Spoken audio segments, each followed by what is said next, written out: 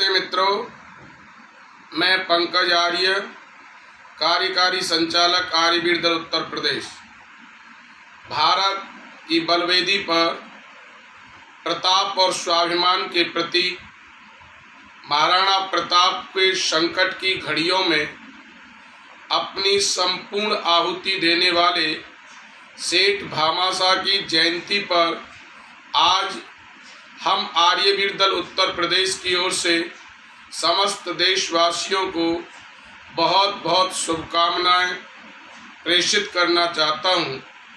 बंधुओं, जिस समय महाराणा प्रताप ने अरावली पर्वत की पहाड़ियों की खाक छान रहे थे, अपने परिवार सहित महलों की सुख सुविधाओं को छोड़ करके रह रहे थे, उस समय उनके मन में विचार आया कि मेरे पास सेना के लिए, हथियारों के लिए, भोजन के लिए, अपने परिवार को चलाने के लिए किसी भी प्रकार की कोई भी धन नहीं है। विचार ही कर रहे थे। पहाड़ी पर चलते चलते उस समय सामने से सेठ भामाशाह दिखाई देते हैं। भामाशाह ने राणा प्रताप से कहा, ओ मेवाड़ के शेर, आज चेहरे पर इतनी उदासी क्यों है? महाराणा प्रताप ने बदलते हुए शब्दों में कहा, हे भामा, मुझे शेर मत कहिए, क्योंकि मेरे अर्थ अभाव में मैं कोई कार्य नहीं कर पा रहा हूँ। न मैं राष्ट्र का काम कर पा रहा हूँ, न अपने परिवार का पालन पोषण भी नहीं कर पा रहा हूँ। उस समय सेठ भामाशाह ने अपनी संपूर्ण आहुति, अपना सर्वमयी पूर्णम स्वाहा राष्ट्र रूपी हवन कुंड में अपना पूरा धन राणा को देने का वचन दिया। और महाराणा प्रताप से जो बात कही वो पूज्य आचार्य स्वदेश जी महाराज ने काव्य में परिणित की है।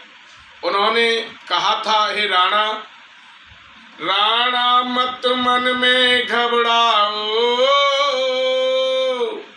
यह सारा कोश समर्पित है, यह सारा कोश समर्पित है। भामा यूं भाव भरा बोला, सबके हित में अपना हित है। भामा यूं भाव भरा बोला, सबके हित में अपना हित है। और महाराणा प्रताप को इतनी बड़ी संपत्ति दी कि वो कई वर्षों तक सेना को वेतन दे सकता था, सेना को भोजन दे सकते थे, सेना को हथियार खरीदवा सकते थे, और भी युद्ध की तैयारियों में जो धन की लगना था उसको कई वर्षों तक कर सकते थे। इतनी बड़ी आहुति दी।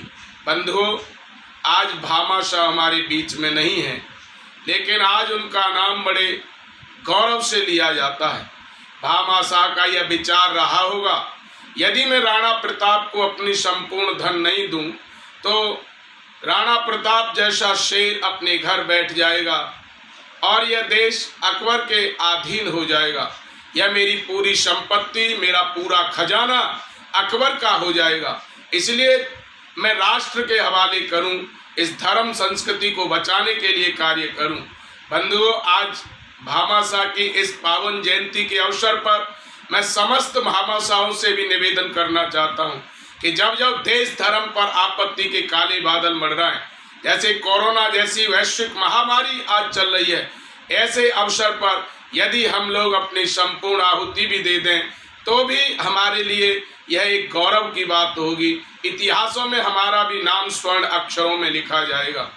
निश्चित रूप से उन लोगों को पूछिए जो पाकिस्तान से लौट करके अपने देश में आए। 14 अगस्त की अर्धरात्रि को इस देश के दो टुकड़े हुए थे, हिंदुस्तान और पाकिस्तान के रूप में। पाकिस्तान में क्या उनके पास बैंक बैलेंस नहीं थे? क्या उनके पास कोठियां नहीं थी, कारें नहीं थी, बंगले नहीं थे? क्या उनके पास अपार अकूत संपत्तियां नहीं थी? क्या उनके पास नौकर चाकर नहीं थे?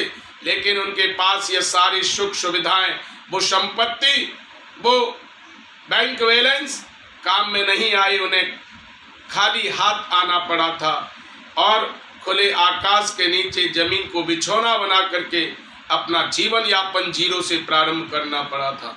इसलिए राष्ट्र सर्वोपरि है। भामाशाह ने राष्ट्र के लिए दिया।